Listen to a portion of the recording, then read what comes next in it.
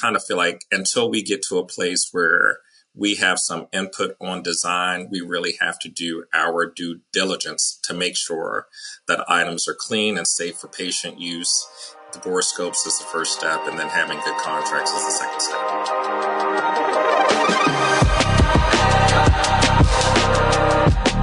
Rising above the buzz of ultrasonic cleaners and the clanking of stainless steel are the ideas and voices that are changing an industry.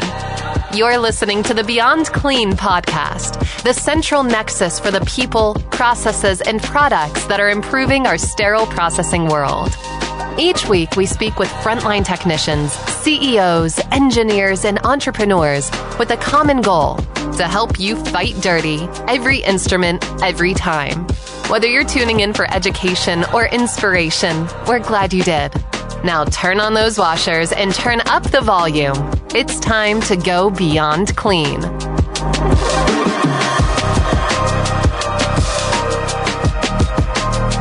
All right, Sterile Processing Universe, welcome back to another episode of the Beyond Clean podcast, Season 29, Planet Assembly. I'm your host, Bobby Parker, and today's episode is entitled, What You Can't See Can Hurt You. And no, we're not talking about what's growing on that 3-week-old burrito in the Tupperware container inside your break room fridge, although I wouldn't recommend eating that. That might hurt you as well. What we're talking about today is the Lumens 2.0 study, what debris might be hiding inside of the complex devices inside your facility. Now, if you're not familiar, earlier this year, the Corey Ofsted group did a study in participation with some other authors looking at the debris that might be hiding inside of complex devices, and you're going to be quite surprised at the results that they found, or maybe you won't. Maybe you suspect that there is a very high risk for debris inside of lumens along the way. Since we're talking about assembly and inspection, I thought it fitting for us to dive deep into the value that borescopes might bring to your assembly process. And to do that, I'm bringing in one of the collaborators and co-authors to this Lumens 2.0 study to tell us not only what this study was about, but what the impact has on your assembly tables. We'll be right back.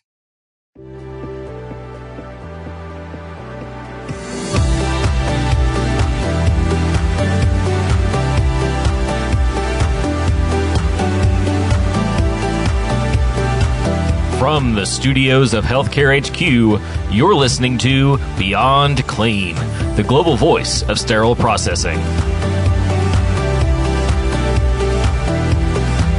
And joining us now in studio is Brandon Gantt, System Manager of Education and Training for Sterile Processing out at Emory Healthcare. Also, the Secretary-Treasurer on the HSPA Board of Directors, and most notably for our conversation today, co-author and contributor to the newly released study, Unseen Threats, Lumen 2.0. Brandon, I've been excited for quite a while to have this conversation with you. Welcome to the studio. Welcome to the show. Thank you. Thank you for having me today. I'm really excited to go over the study. Yeah, absolutely. So I've given a little bit of an intro at this point and kind of teased what it is that we're going to be talking about today. But before we dive into that, why don't you give us a little insight into the man behind the voice? Brandon, what have you been doing in the industry, and tell us a little bit about your role? Oh my goodness. I started in the healthcare industry about 20 years ago. I think this is actually my 21st anniversary, and got into sterile processing around 2013. And in that time, I've just kind of been working along, usually in management roles in Baltimore and Hershey, PA. I came to Atlanta to work for the Emory Healthcare System about 4 years ago. And that's kind of where things really exploded for me, where I got involved at a bigger level, at a national level, of course, joining the board of directors of HSPA as a director, and just kind of getting into the advocating a little bit more for the industry and being deeply involved. And this study was an extension of that, just adding my voice to the thousands of other sterile processing leaders who are trying to make a positive change in the industry. so many stories that of people that we talk to, Brandon, who find healthcare in general, maybe find sterile processing more specifically, with no concept for how big and how awesome this industry was going to be, what an important part of their career path it was going to be. Did you ever imagine that you'd be having a real contribution to a national conversation around device reprocessing when you got started in sterile processing? Sounds like quite a career development. Yeah, I mean, just think, I really started in the OR business office, and I would hear about sterile processing. I had no idea what it was until I went down there one day. And I said, oh, they reprocess instruments. They aren't just thrown away. Somebody actually has to clean these things, inspect them, and then put these sets back together. And then to come this far now, it's really been an eye-opening experience for me. And it's just been amazing because I run into so many different people who've had surgery. And when they hear about sterile processing, they are absolutely surprised that a department such as this exists. And I think that's why so many organizations like Beyond Clean and like HSP are so important to kind of get that message out there that, it's a cliche to say this, but we are the heart of the hospital, the heart of perioperative services, because surgeries can't really go, they can't function without sterile processing. Yeah, well said. It doesn't feel cliche to me. There's so much truth in that. And yeah, my hope over time is that the industry is going to get more recognition out in the general public. Certainly, we're getting some of the bad press out there. When hospitals and ORs are getting shut down for dirty surgical instruments, we need to get more of the good press out there about the great work and the great career opportunity that there is in this awesome field. So thanks for that thumbnail and for joining me on the show today. So not to get too distracted and talking about system educator roles and all of that, because I'm very curious about that as well. I want to dive into this Lumens study that came out. I guess it was earlier this year. I heard a little bit about it at HSPA, saw it in the Process magazine that came around, and wanted to share some of this story with Beyond Clean audience and ask you some questions personally as well. So to help kind of orient those who this may be the first time hearing about it, can you tell me a little bit about what this study was that you participated in and what it was that you were trying to accomplish? Well, the Lumens 2.0 study was, bizarrely enough, it was a continuation of the Lumens 1.0 study that had been done by Ofsted and Associates, which was really to look at the hidden challenges of cleaning lumen surgical instruments, really checking those internal channels and seeing what debris, if any, was trapped inside, and to also see if IFUs could actually be followed. And so this was introduced to me by Jill Holsworth, who is an infection prevention colleague at Emory Healthcare. She had done previous studies with Ofsted and Associates before, and she reached out to me and said, is this something that you would be interested in? To be totally honest, it was. It was, and it wasn't at the same time, because there was always the possibility in the back of my mind that, yeah, there's probably going to be a lot of stuff on the inside, and how do you deal with that after you discover it. But the whole goal of the study was really to understand how these things are cleaned and what happens with routine processing. We have guidelines that we go through or that we utilize when we are cleaning these items. And can we evaluate our current practices? Can we look at whether we can really follow the manufacturer's IFUs? Can we remove the visible debris that's on the inside? And then also to kind of look at, if we can't, what happens when we go through the process of recleaning, when we go beyond the IFU? And are there any design flaws that are limiting us from cleaning these things effectively? And can we shed some light on what really is, like, I would consider an invisible threat to patient safety, which is basically improperly cleaned surgical instruments. When you clean a Mayo scissor, of course, you can see with your naked eye that it's cleaned. When we clean a piece that is in, for instance, a TPX drill, we can't really see on the inside with the naked eye.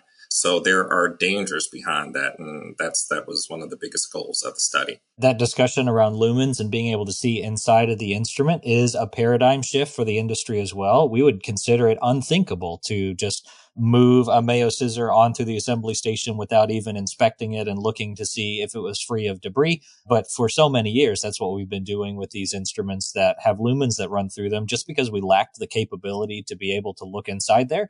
So we just, trusted the cleaning process and decontamination, packaged it up and moved it on through and let it be used on the patient. And at the same time, it seems so unthinkable to do that for the exterior of an instrument. What you're describing about, are there instruments out there that are difficult to clean, likely to have debris inside of them, and maybe the application of the IFU and trying to re-clean the device isn't all that useful to follow? I don't think the answer to that question of are there those instruments out there would be a surprise to anyone, right?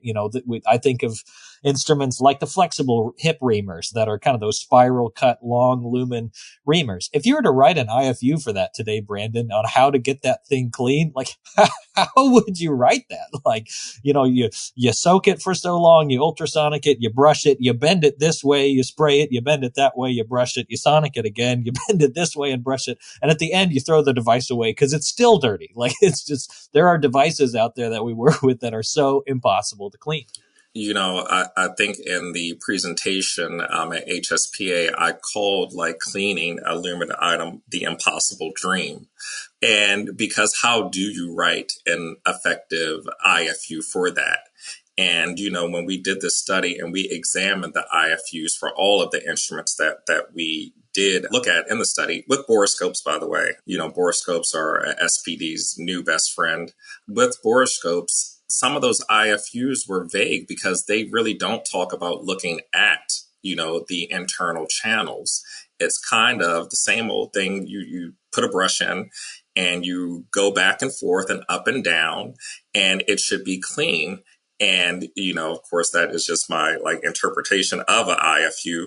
But when we examine these items, the biggest surprise to me, I wasn't surprised that they were dirty. I was surprised at the architecture.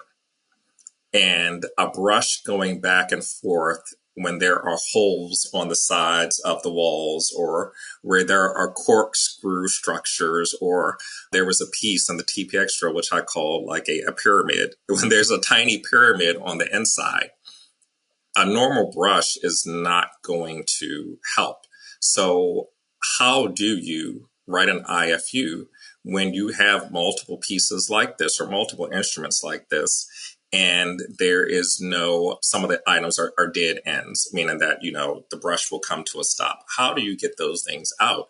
And who would be able to write an effective IFU for those items?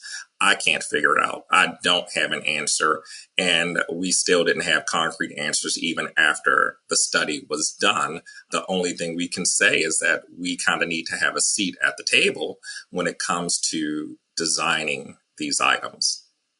Well, I definitely want to dive a little deeper into some of those surprising findings. But before we do, just to help give a little bit broader of a picture of what this study entailed, can you tell us a little bit more about, one, how you got roped into doing this, and two, from an SPD side, like boots on the ground, what was actually happening with this study? Like how many instruments are we talking about? What were you using to look inside of them? How'd you document it? Tell us what the study was like from Brandon's point of view. I'll say initially I was unwilling.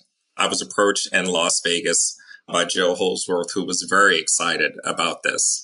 And she had this big smile on her face. And I thought, well, this is just a boatload of danger. Because, when you discover that your instruments are dirty, and you're not going to just discover one or two, it's probably all of them. How do you deal with that? But, I cautiously agreed. I said, well, this is something that it forms education. My role is education. And how can we better cleaning education around these items? So I said, well, it's something that I am a little scared of, but I want to be a part of it.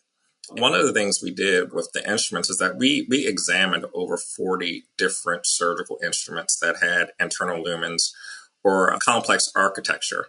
And these items were items that are used for orthopedic or neurosurgery or ENT procedures. And we did about 117 total inspections. And of course, we initially examined the outside just to see what the outside looked like. We examined, of course, the inside with our internal borescopes, and we kept records of everything, whether they were dings or dents or discolorations. Everything was kind of kept on a large spreadsheet with the Ofsted team. And then we would make notes about, okay, these instruments were really being pulled after they had been sterilized. So these items were sitting on the shelf, technically being ready to be pulled for cases. So we were pulling these items that were already sterile. And then we were kind of going back and saying, okay, let's re-clean these items, re-clean them the way that the staff would clean them initially. We cleaned up to 3 times, re-cleaning following the IFU to a T, which most of those re-cleanings were done by me, which meant in some cases, these IFUs were quite convoluted. I had to actually print up pieces of paper and spread out across the sink. Some of the pieces required multiple brushes to be used. And then the third cleaning was to go beyond the IFU.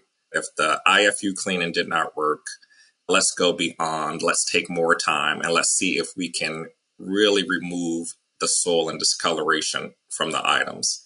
A lot of the stuff was chosen on what was available in the department at the time, and we followed our typical procedures. But anything that was outdated or poorly maintained, we kind of moved out of the way. But this was really, we were testing like real world setting challenges. These are items that were going to be used, if they had been pulled the next day.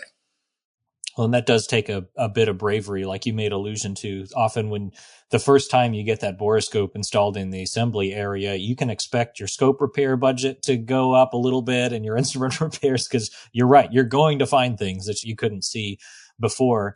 I did a little bit of homework, Brandon, reading through this article ahead of time, and the headline of the results from those 117 inspections and those 40 instruments those results were pretty stark. I think it said 100% of the inspected instruments had visible residues, with 95% showing rust or discoloration. So what did those results feel like or mean to you in terms of just like the reliability of our process and what we're working with here? They really stopped me in my tracks, because even after, the re-cleaning with the IFU, which I did, and the additional third cleaning, I said, well, we're going to see some type of change, but there was no change. I mean, if anything, those results told us that items like these lumen items, are still often dirty when we think they're clean, and not just slightly. There were like big chunks. There were big rust-colored stains on the inside. I refer to one as Sloppy Joe. So it tells us that the reliability of our current cleaning methods is deeply compromised. I hate to say this. The one thing I hated to admit is that they almost can't be clean, because the architecture of these items make things so incredibly difficult that without visual tools like a borescope, and the staff was not using borescopes on a daily basis or when they were cleaning these items all the time. So that was us for the study. Technicians don't have any way of confirming whether the cleaning was effective. It's not a failure of their effort, but it's a failure of the system design and the limitations of the tools that are really being sold to us, basically. Yeah, Brandon, this season is on assembly, and what we ought to be doing as technicians in that inspection stage before we move things on to the sterilization area. It sounds like, after having this experience, that a borescope inspection station would be a must-have in an SPD if you were designing one today. Oh, definitely. For the people that already have borescopes, I applaud you. For the people that have borescopes at every assembly station, you get a major kudos from me, because I think that's where we are heading to. And even one of the things at Emory Healthcare, one of our plans, or, we have that in place right now, we're trying to find the perfect borescope, is to bring more borescopes in for the entire system, because we really cannot do without them. That's the first step, is to make sure that we have borescopes and that we have regular borescope inspections. The second step from our point of view is to make sure that, with our vendors, we have strong contracts in place for cleaning or repairing these items, and that they are coming in on a regular basis to do inspections themselves. I can't say that enough as well. Making sure that you do have those care inspections or care contracts in place for your lumened items, especially when you're dealing with electrical pieces or things such as drills, because I kind of feel like until we get to a place where we have some input on design, we really have to do our due diligence to make sure that items are clean and safe for patient use. The borescopes is the first step, and then having good contracts is the second step. Well, I can tell you the folks who supply disposable suction tips and disposable power equipment and disposable scopes are loving this interview right now. Brandon, just thinking through the challenges that we have in front of us for reprocessing some of these complex devices. I also want to temper a little bit of what we're saying, as I'm sure that the 40 devices that you selected were all complex lumens. It's not to say, I suppose, that every device that we have in sterile processing is impossible to clean and is going to hurt a patient or something like that. It's just there are some really complex devices that come through our department every day that there's just not a good way to clean. So could maybe we don't necessarily need to bring specific products and vendors into this, but could you describe some of the types of instruments that maybe keep you up at night now that you've seen what you can't unsee? The arthroscopic shavers, which we did use in the study. And that particular shaver was a loaner. It wasn't ours. We didn't own it. It came in, and it came in on a just in case basis, just in case it was needed. And so I grabbed it off the shelf. The vendor said I could take it. And when we opened it up, it was absolutely filthy. It was scary on the inside because the shaver piece has a lever that kind of opens it up. And when you're cleaning, you're supposed to have it open to flush water through and brush through. And apparently that had not been done. And I don't know at what stage that had not been cleaned properly because, like I said before, it was a loaner tray. So it may have had bits of people from all over Atlanta as it traveled from organization to organization. But that was kind of one of the worst offenders that did require multiple rounds of recleaning. And that's one of the things that kind of keeps me up at night. Ultrasonic aspirators as well. When we read that IFU, there is a lumened that really is supposed to only have sterile water going through it. And so it's okay, well, we're not going to see any challenges with this because only sterile water passes through that lumen. And it's a very tiny lumen. You can't get a brush in it at all. And there was all types of gunk on the inside because we were kind of told that some people go off label with it and they may pass, other solutions through it. And so now we do have issues with that. And so it is, like you said before, a simple suction. Oh no, we can clean a simple suction, but more of the complex items, we need to have more eyes on those. We need to pay a little bit more attention to them. I think that is kind of where we need to start, as an industry. I would say that to everybody who is listening to this. If you have items like that in your department, and if you are blessed enough to have a borescope, start to do your own research. Use the study as a guide, use this interview as a guide, and make your way through some of those instruments and engage your stakeholders, IP and your risk departments, and kind of collaborate on a plan to address those issues the best way that you can for your organization.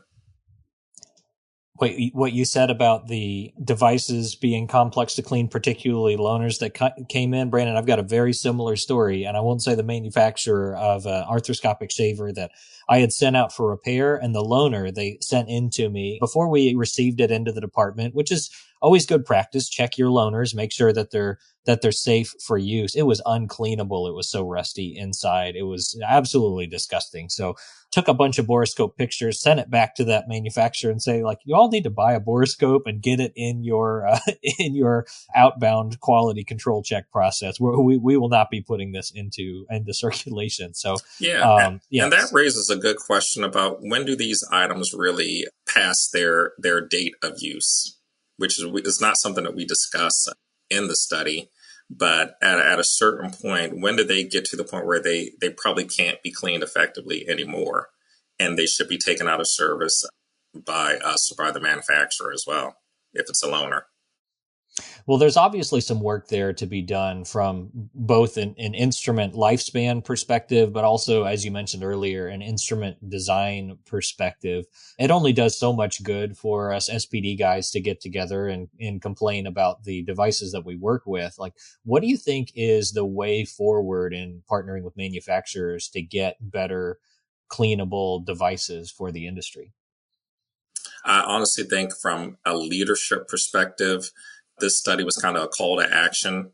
It shows that we can't really rely on existing IFUs or even manufacturers' claims when it comes to cleaning verification.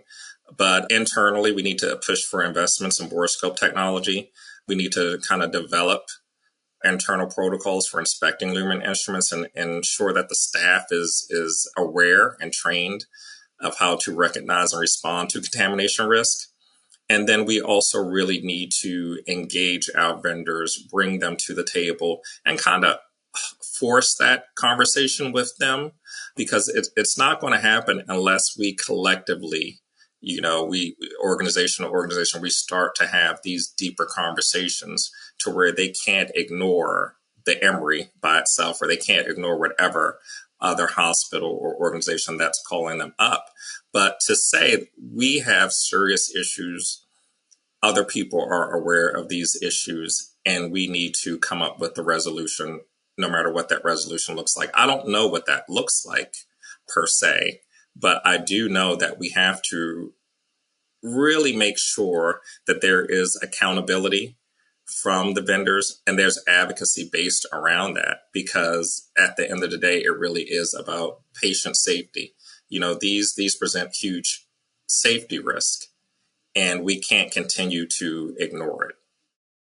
I would agree. And I don't want to pretend like manufacturers out there, only care about the bottom line. They don't care about the patient. I haven't found that to be true at all for the vendors in the healthcare space. But it's also true at the same time that innovation tends to flow where the money and the need is, right? And so if the conversation in sterile processing becomes that we need cleanable devices for our patients, and that gets spread to the primary customer of these devices, the surgeons, and they're also demanding that we have cleanable devices, and then facilities begin to vote with their dollars and prefer the new innovations that are coming out that are more cleanable. Like that has a way of naturally moving the innovation in the industry forward whenever facilities take it seriously enough to spend the money on the new innovations that are cleanable. Eventually, that's the direction that manufacturing has to move. So in one respects, we do have all of the say and all the power in what direction this innovation is going to move in getting those cleanable devices. But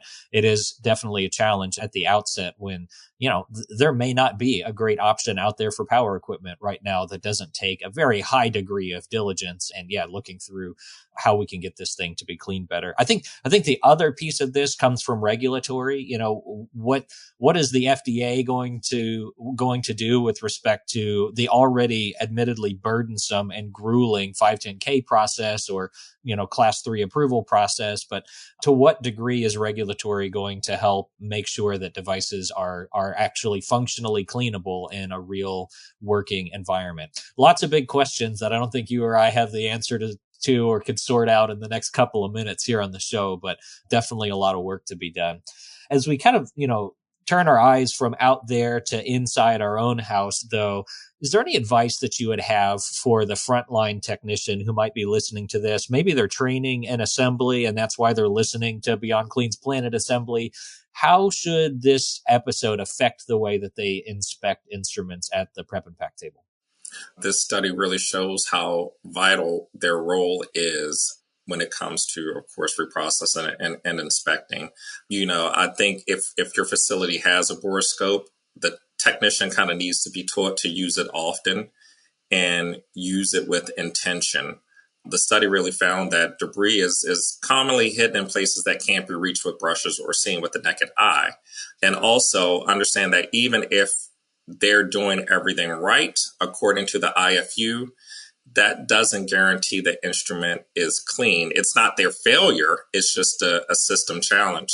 So if anything, a study like this really tells the frontline technician to stay curious, ask questions. They can even advocate for better tools and better training. And don't be afraid to flag something that seems off. Because I know sometimes we get caught up in making sure that items are available and we just push things through. But if anything, this study shows that that's not what we should be doing. We should be a little more cautious because at the end of the day, they're the final safeguard between contaminated instruments and patients. They are a part of this next generation of cleaning and cleaning verifications, just as SPD leader is, just as the device manufacturer is. We're going to be leaning on them a lot to catch these failures before they make it to the OR. Yeah, well said. You've got to be that patient advocate for safety. You've got to be the giant dam that's holding back the tide of contaminated surgical instruments that would wreak havoc on the little town below. I don't know. That's the image in my head. Anyway, Brandon, it's been a great conversation. I wish we had another half hour to dive more into the implications of this study. I just want to say thank you for giving your time to participate in more research. We certainly need more of it for the industry, and continuing and putting forward this conversation for us to consider for cleanable devices. I'm sure there are listeners who would like to hear a little bit more about the study. I'm going to attach the link to the study in the bonus material for today's episode. But if somebody has questions even more particular than that, is LinkedIn the best way for them to get in touch with you? Yes, I am on LinkedIn. You can always find me, message me. I do answer back fairly quickly sometimes. But yeah, I am on LinkedIn, and I'm fairly active on LinkedIn, and you can always hit me up there.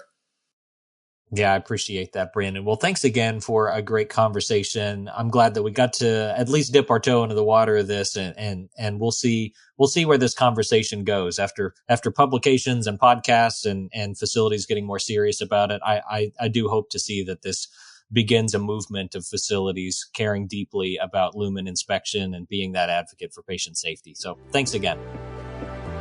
Thank you.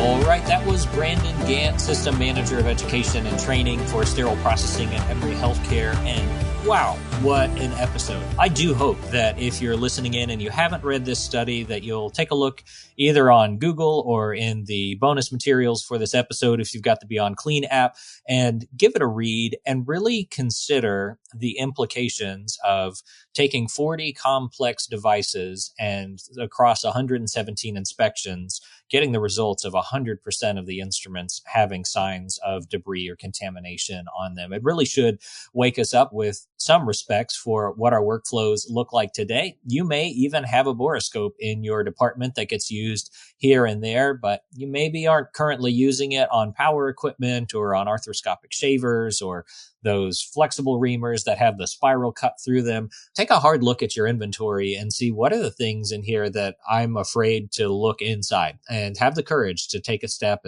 and start looking through those and maybe bring in risk and infection prevention and figure out, what is it we're going to do with these devices? How long are we going to keep them? What cleaning practices are we going to put into place to try to get some improvement in this area? If this whole episode long, you're rolling your eyes saying, man, that would be nice if we had a borescope, I'd encourage you to bring in that study and this episode to whoever it is that approves your expenditures and capital budget and supplement a quote for a borescope. There are a lot of great ones on the market, but something to be able to give you access to the insides of those complex devices to make sure that we're keeping those patients safe, particularly if you've got arthroscopic shavers. Those devices are certainly known for being very difficult to clean. There are documented cases of shoulder infections that have been traced back to soiled arthroscopic shavers, and many of the manufacturers today put in their IFU that visualization of that internal suction is required. And so definitely take a close look at that and make sure that you've got the right tools for the job for your technician so that they can be that patient advocate and keep patients safe every instrument, every time at your facility. That's going to do it for today's episode. Until we talk to you again next week, we'll leave you as we always do here at Beyond Clean. Keep fighting dirty. Thank you for listening to this week's episode of Beyond Clean. As a reminder, you can help support us by subscribing to Beyond Clean on your favorite podcast app or by downloading the smartphone app on iPhone or Android. Simply search for Beyond Clean in the App Store or Google Play. The best thing about downloading the smartphone app is that you can access bonus content for certain episodes and view episodes in certain categories, like articles on the go and vendor spotlights. Are you following us on LinkedIn or Facebook yet? If you are and you love an episode or post, then let your social network know about it. Like, comment, or share our posts along with your thoughts and keep the conversation going. If you have any topics or guests that you would like to recommend for a future episode, just send us an email to info@beyondclean.net. We look forward to hearing from you.